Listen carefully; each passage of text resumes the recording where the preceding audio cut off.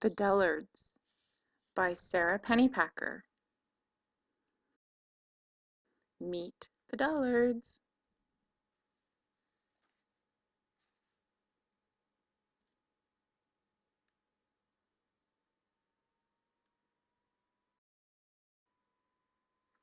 One day, Mr. and Mrs. Dullard received quite a nasty surprise.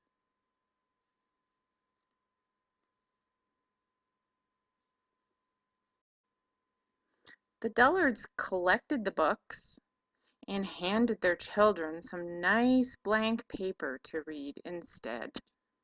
Then they left the room to discuss the problem in private. This was not the first time their children had given them a shock. Last week they had asked to go to school, and just the day before Mr. Dullard had caught them trying to play outside. Mrs. Dullard shook her head sadly. "Where did we go wrong?" "Now, now," Mr. Dullard comforted his wife. "It can't be our fault. We're completely dull." "Perhaps it's this place," he said. "Last fall, remember, some leaves turned color, and now this!" He pointed to an upsetting commotion in the driveway. "There's never a dull moment." "You may be right. It's like a circus around here," Mrs. Dullard agreed. "There is no place to raise Blanda, Borley, and Little Dud." So the Dullards packed up their 3 dull children and all their dull things and moved. Just as they brought the last box into their new home, a lady came to the door. "Welcome to the neighborhood," she said. "I baked you an applesauce cake." "Please don't use exclamation marks in front of our children," said Mrs. Dullard. "Smooth or chunky applesauce?" asked Mr. Dullard. "Chunks are so unpredictable, so nerve-wracking." "I'm sorry," said the neighbor lady. "It was chunky." "Goodbye," said the Dullards, shutting the door. "Well, I never!" they heard the neighbor lady muttering as she carried her cake away. "Well, we never either," said Mr. Dullard. "That's how we keep our family so dull."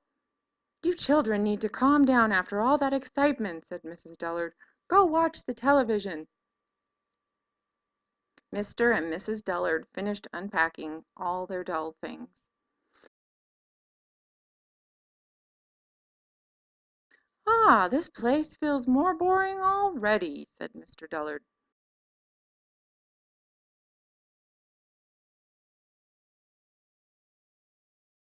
But then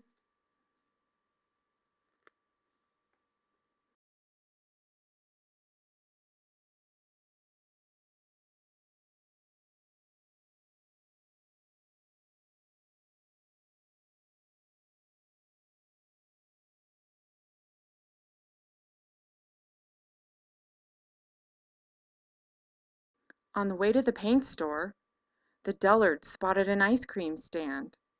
Mr. Dullard ordered their usual, "5 vanilla cones, please. Hold the cones, and extract the vanilla." "But all that would be left is plain ice cream," the clerk said. "Yes, that's correct," said Mr. Dullard.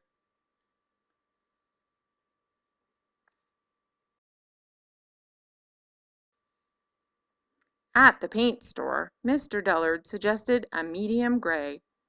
"Too risky," Mrs. Dullard decided. "Gray is the color of highways, and highways could make the children think about going somewhere. How about beige?" "Out of the question," said her husband. "Beige reminds me of clay. The children might think of that and," he put his hand to his heart, "want to make something." In the end, they told the clerk to mix the gray paint and the beige paint together, and the new color was indeed perfectly dull, like oatmeal left in the pot.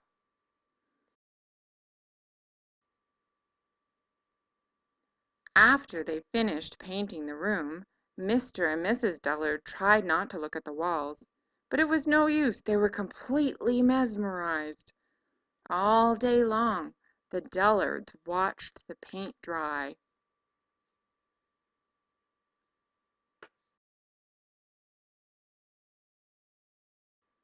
Finally, Mr. Dullard tore his gaze away. "I think," he began. Mrs. Dullard shook her head. "No thinking," she reminded her husband. "It sets a bad example for the children." And speaking of the children, where are they?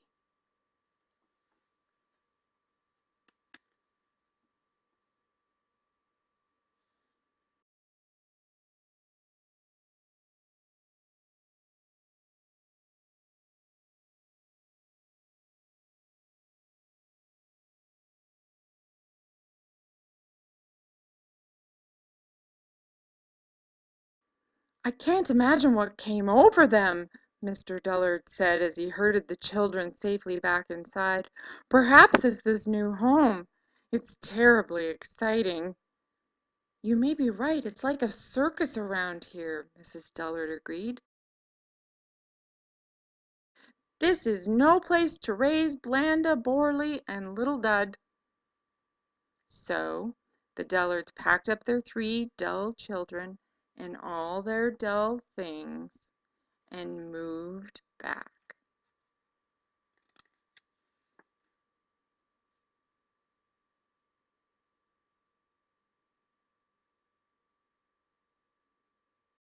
That night, Mr. and Mrs. Dullard fell asleep right away, secure in the knowledge that their children were perfectly bored.